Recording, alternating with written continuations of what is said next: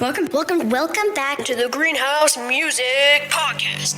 Best music class you've ever heard. It's the best music class you've ever heard. It's Miss Delana.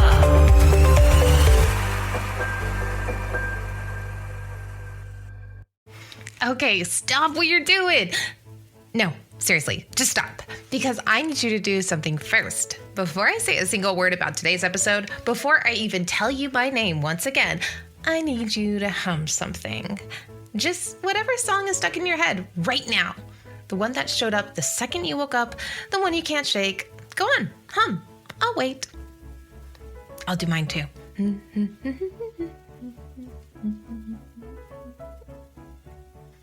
All right, you got it? Good. Because here's the thing about that song. Somebody wrote it. Somebody sat down and figured out exactly the right melody, exactly the right words, in exactly the right order, so that it would live in your brain, possibly forever. And how did they do that? Well, here it comes, kids. Welcome back to the Greenhouse Music Podcast. I'm Miss Delana, and today we're cracking open the secret formula to children's music. Because one man and his brother figured out exactly how to write songs that would live inside of you. Songs you knew before you could read. Songs that your parents know, your grandparents know, and probably their grandparents know. His name was Richard M. Sherman, and he was born June 12th, just 5 days from now.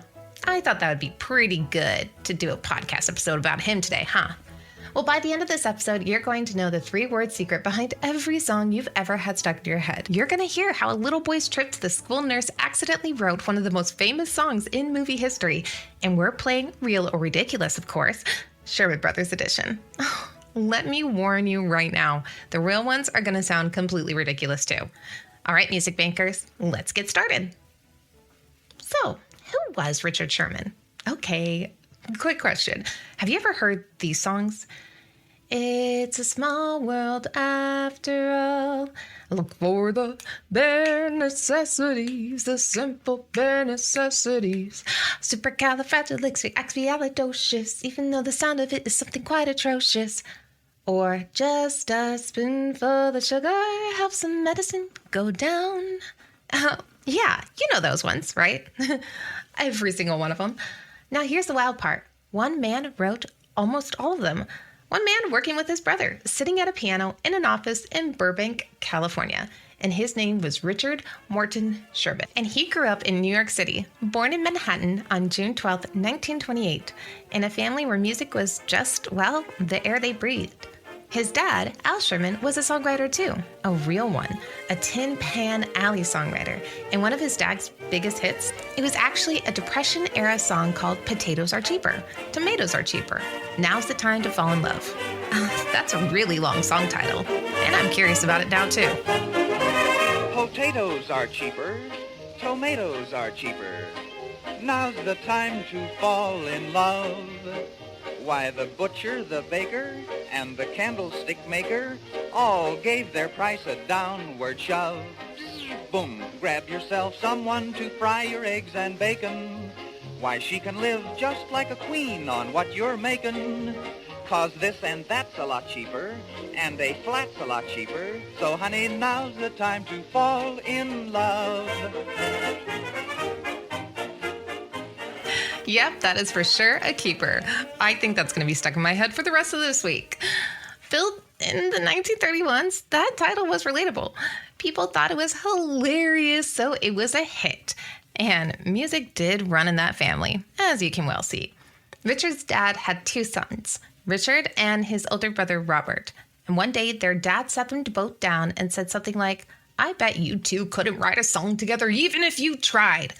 And as a parent, well, I can relate to him. I've really wanted to challenge my kids to do something together like that. Here's a quote directly from Richard Sherman.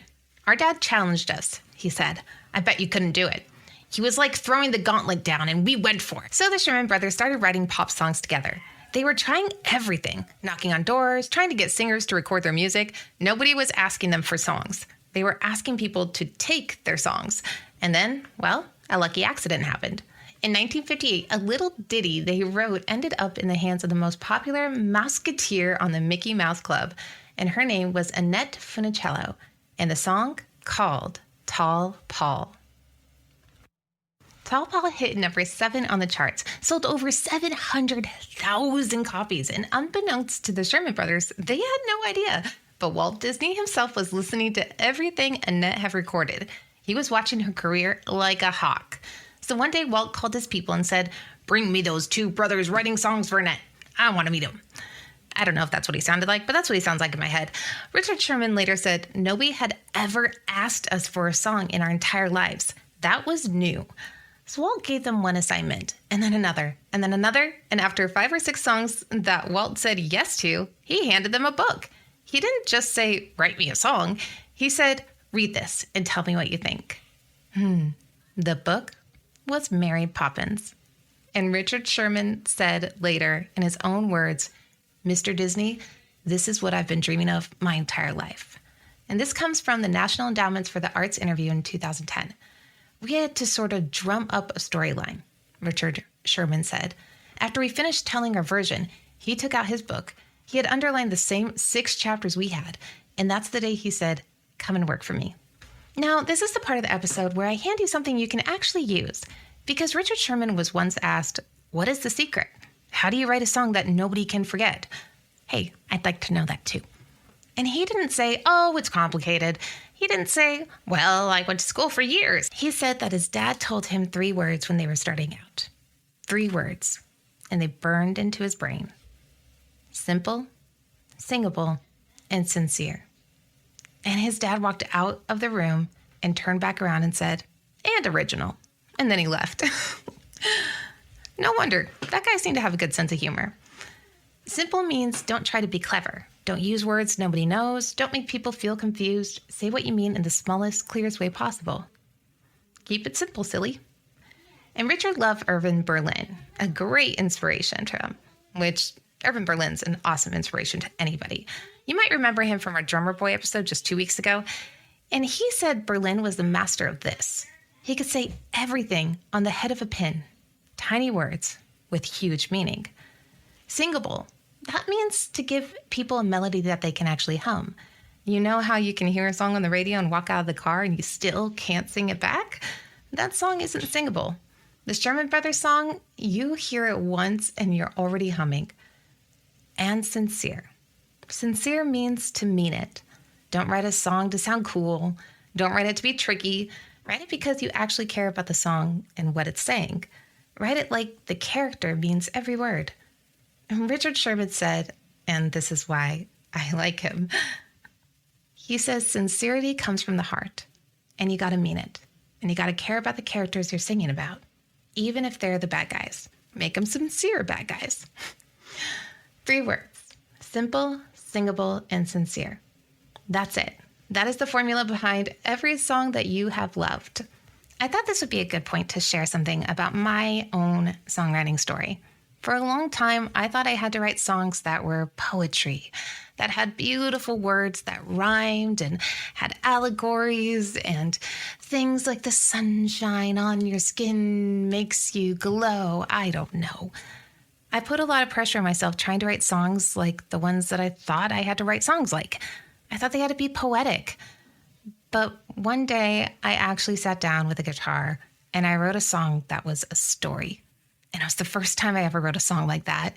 And I found my songwriting style that way. I found that I tend to like characters. And the way that I write the best songs for me and for anyone I share them with is to write a story.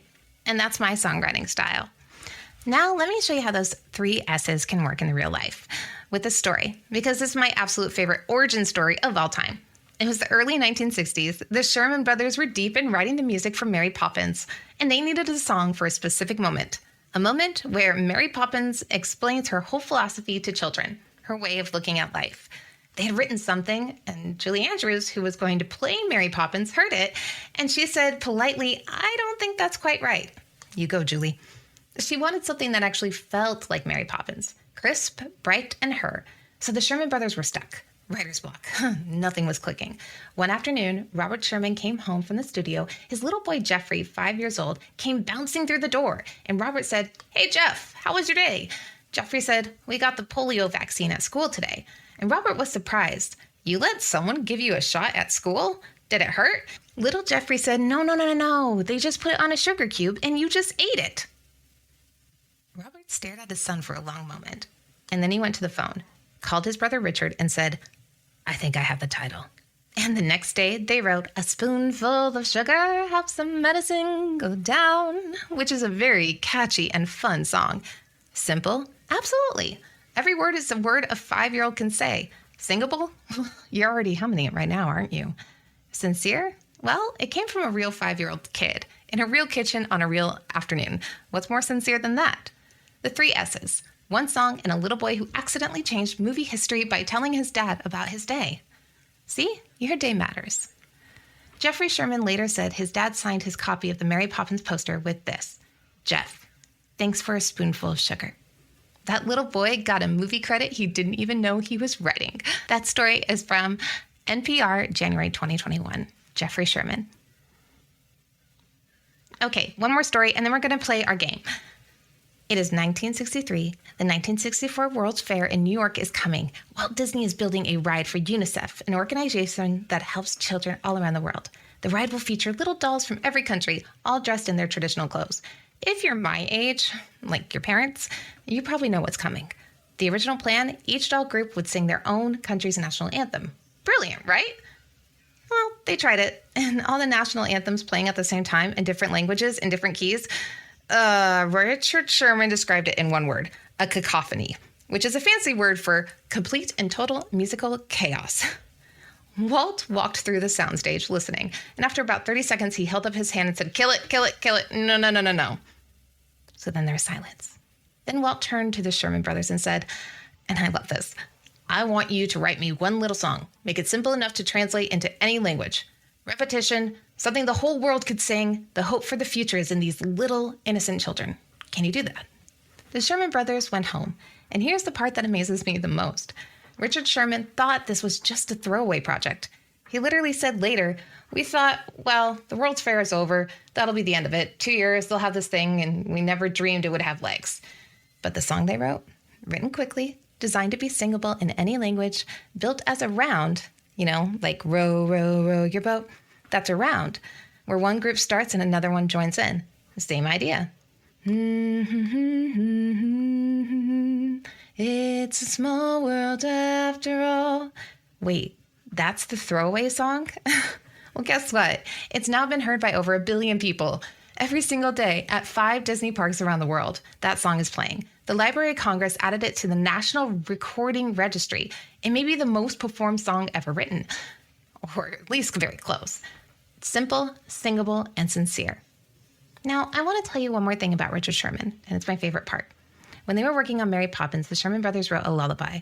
Not a big, flashy song, just a quiet, gentle song about an old woman on the steps of a cathedral selling bags of crumbs to feed the birds. 2 a bag, and that's 2 pennies. Oh, I love this song. Well, Walt Disney heard it, and he said, that's what it's all about, isn't it? And after that, every Friday afternoon, Walt would call the Sherman brothers into his office. He'd look up when they walked in, and he said 2 words, play it. I love to tell this story because he knew exactly what he wanted to hear, and they knew exactly what he meant. Richard would sit down at the piano, and the brothers would sing Feed the Birds, and Walt would sit there very still looking out the window, and when it was over, he'd say, have a good weekend, boys. And they would go home. That was their Friday ritual every week. And that's in the Walt Disney's Family Museum blog, Feed the Birds, examining Walt Disney's favorite song. Richard Sherman was 94 years old in 2022 when Disney asked him to come back and record that song one more time for a new short film. He walked into Walt Disney's old office, which has been kept exactly how Walt left it. Same furniture, same piano. He sat down and he played. One of the directors who was there said, and these are in her words, I can't even talk about it without getting chills. I will never, ever forget that day. And Richard Sherman? He kept writing until nearly the end of his life. He passed away in May 2024 at 95 years old, still a songwriter and still singing. That's inspiration at its finest. That's how I would like to go. All right, music makers, it's game time. Real or Ridiculous Sherman Brothers edition. And here's how it works. I tell you something about Richard Sherman and his brother Robert, and you shout real or ridiculous. I'll give you 4 rounds, and I promise the real ones are going to make you go, wait, what? Here's the first one. Is this a real story or ridiculous? The Sherman Brothers got the idea for the word supercalifragilisticexpialidocious from their childhood. When they were kids at summer camp, they used to make up long, nonsensical, impressive-sounding words to seem smart. Then years later, when Walt Disney needed a magical gift that Mary Poppins could give the children, they thought, what if she gives them a word? A big, silly, wonderful word they can take home with them. And they spent 2 whole weeks building supercalifragilisticexpialidocious out of pieces atrocious, precocious, supercolossal, and califragilistic, which, as Richard admitted, means absolutely nothing at all. Okay, is this real or ridiculous? Real, 100% real. They built the word piece by piece over 2 weeks out of the childhood nonsense speak. And then, after the movie came out, 2 other songwriters sued them and said, that's our word. And Disney lawyers had to go digging, and they found written evidence of similar words all the way back to 1931. A college newspaper columnist made up something almost exactly like it as a joke. The judge threw out the lawsuit, and the word belonged to everyone. I wonder if it's easier to say it forwards or backwards. What do you think? Forwards, it's supercalifragilisticexpialidocious, and backwards, it's docialiexpialisticfragilisticexpialidocious. It's a phonetic reversal rather than a strict spelling reversal. What do you think? Which one's easier? Here's number 2. When the Sherman Brothers were writing It's a Small World song for their 1964 World's Fair, Walt Disney told them to write it so that it could be played as a round. Were you listening? The same way you can sing Row, Row, Row Your Boat, with one group starting and another joining in, specifically so that visitors speaking different languages could all sing at the same time and have it still sound like music instead of chaos. Is this real or ridiculous? Real! Good job, listener. That's exactly true. The round structure is the whole reason it works in 5 parks in 5 languages simultaneously without sounding like a national anthem disaster that came before it. A simple little musical trick, and suddenly the whole world is singing the same song at the same time. Okay, here's the third one. At the Academy Awards in 1965, Richard and Robert Sherman won not 1, but 2 Oscars in a single night for Mary Poppins. The Best Original Song for Gingery and the Best Original Score for all of the music together. So each of them went home with 2 Oscars each. Is this real? I mean, if it is, that's pretty crazy. What do you think? Real! 2 Oscars one night for the same movie. Richard Sherman said afterwards, with typical modesty, we were very lucky that day. 2 Oscars. Wow! I think luck had a little help there, Richard. Round number 4. P.L. Travers, the author of the Mary Poppins books, was so delighted when she heard the Sherman Brothers song for the movie that she wept with joy and gave them each a hug. She called supercalifragilisticexpialidocious the greatest gift anyone had ever given to her books.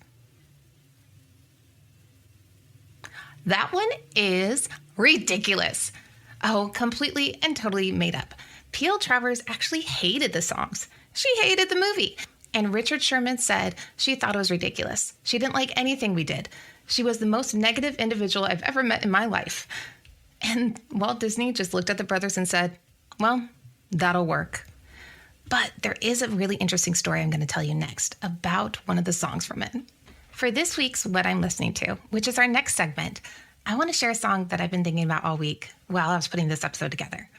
And it's called Feed the Birds from Mary Poppins. And now that you know a little bit of the story that Walt Disney would ask for this song every Friday afternoon and just sit and listen and then say, that's well, I just want you to listen to it differently. It's a quiet song. There's no big chorus, no flashy melody, just a woman on the steps of a cathedral asking people to spare 2pence, or 2 pennies, to feed the hungry birds. But here's your listening challenge. I want you to pay attention to how it feels, not what it says, how it feels in your chest, in your shoulders. Does it make you feel still, safe, a little bit sad? That feeling, that is the 3 S's working perfectly. Simple, singable, and sincere. Walt Disney, the most powerful man in entertainment, called this his favorite song.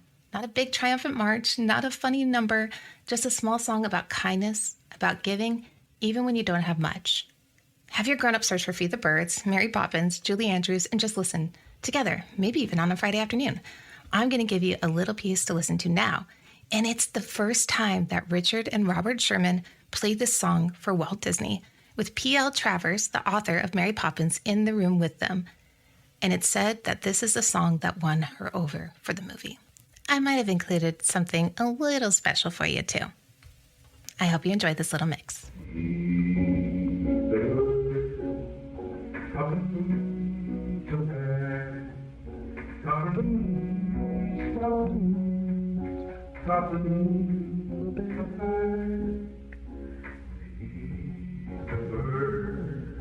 That's watching rise while overhead birds fill the skies all around the cathedral. The saints and apostles look down as she sells her wares.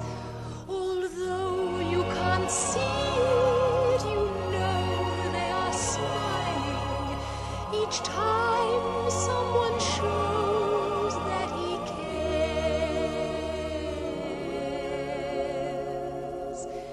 Though her words are simple and few, listen, listen, she's calling to you. Feed the birds, tuppence a bag, tuppence, tuppence, tuppence a